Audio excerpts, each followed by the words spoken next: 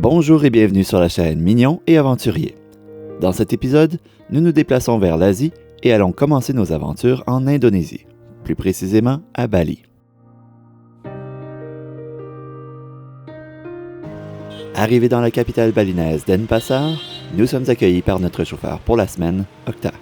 Les chocs culturels se succèdent, du trafic chaotique à un hôtel de luxe grâce à nos points de voyage. Mais la période de repos est plutôt courte.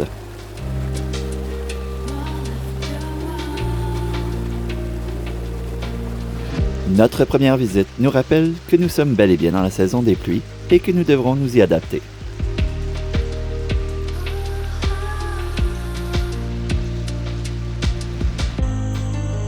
Notre prochain arrêt a été toute une aventure, incluant une balade de plus de 2 heures en fourgonnette, ainsi que des marches très à pic et une longue promenade dans la jungle.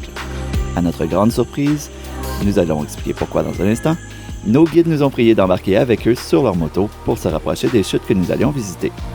Les garçons ont eu beaucoup de plaisir, tous les deux sur une moto avec leur guide, sans casque, sur des chemins plutôt pentus et à peine plus larges que nos épaules, pendant que le cœur de leurs parents était mis à rude épreuve. Enfin, notre longue marche a abouti sur les chutes les plus célèbres de Bali, Sekumpul.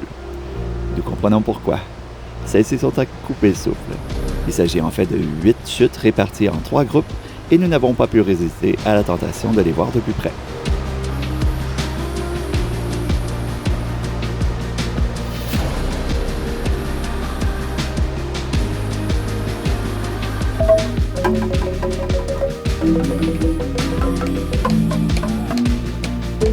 Le lendemain matin, nous sommes allés visiter Jatiluwih, l'une des plus grandes rizières de Bali et un site du patrimoine mondial de l'UNESCO.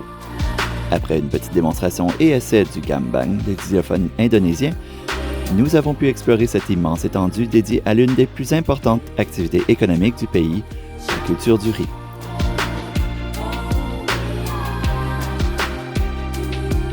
Nous avons été impressionnés par la beauté de l'endroit et l'ingénieux système d'irrigation.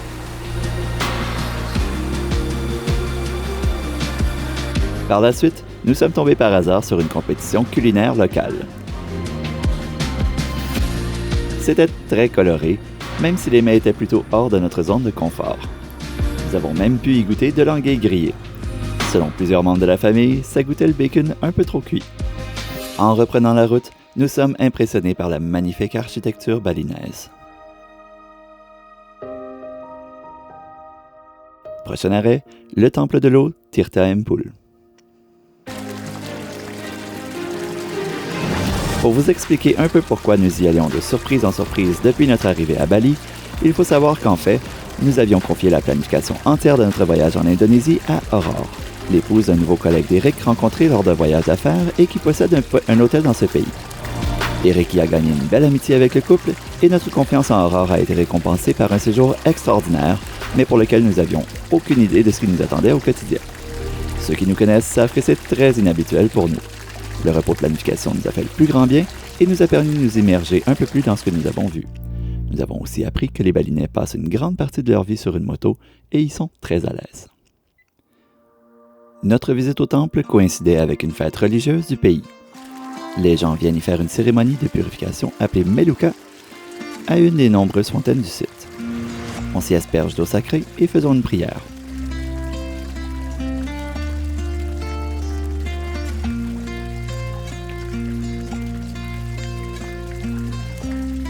De nombreux touristes s'ajoutent aux locaux pour y participer, mais la file d'attente de 3 heures nous a découragés d'y aller. Le tout est supervisé par un prêtre appelé Pemango.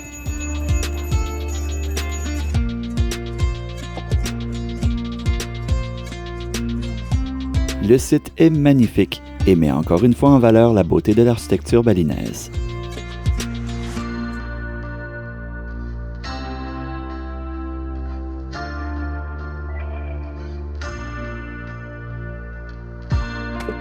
Benjamin a exprimé le souhait de goûter à de l'eau de noix de coco. Le verdict? C'est pas mauvais. Bâti au 11e siècle, le temple de Tampak Siring est un endroit paisible et beaucoup moins achalandé que Tirta Empul. Le moment plus intime et paisible était le bienvenu et nous a permis de recharger un peu nos batteries dans la nature.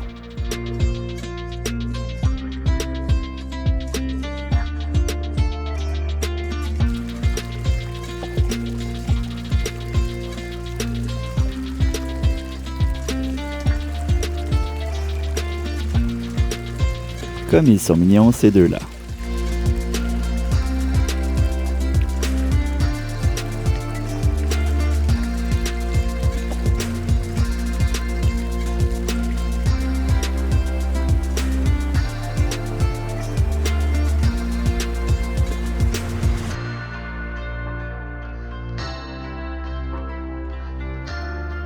Notre dernier hôtel à Bali était vraiment spectaculaire.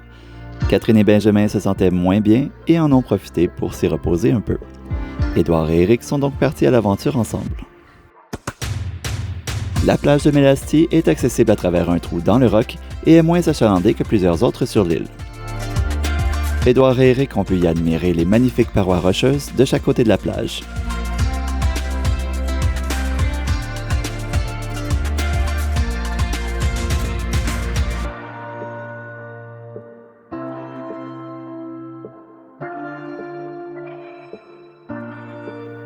Ainsi que les surfeurs qui profitaient des vagues.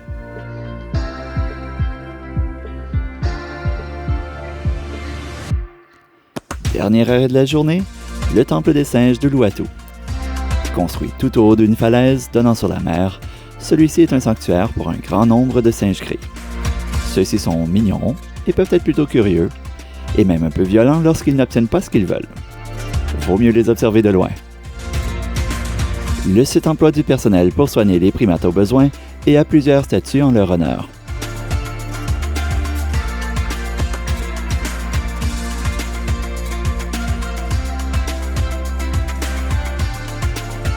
Mais le clou de la visite est sans conteste le spectacle de danse du feu et de Kesak.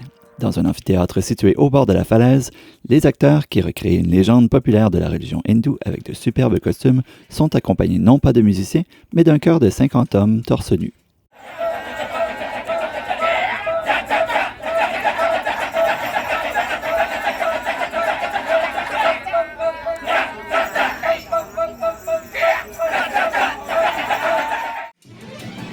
Ce n'est pas tellement du chant plus qu'une série de cris toniques et de sons gutturaux, rythmés, qui accompagnent l'histoire.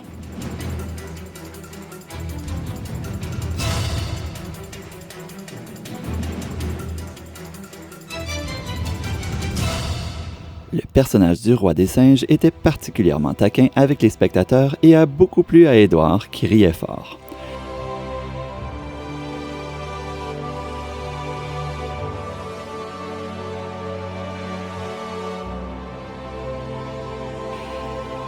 Le clou du spectacle était la danse du feu, durant laquelle un cercle de feu est allumé autour du roi des singes et qui symbolise sa victoire contre toute attente.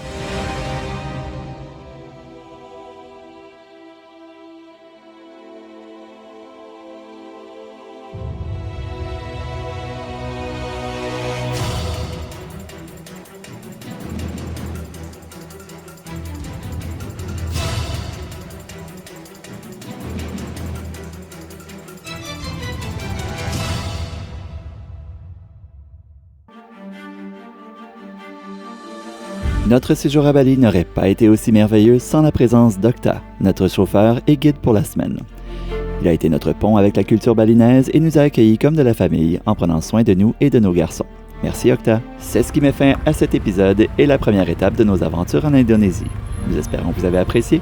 Joignez-vous à nous la prochaine fois pour notre découverte de l'île voisine, Lombok.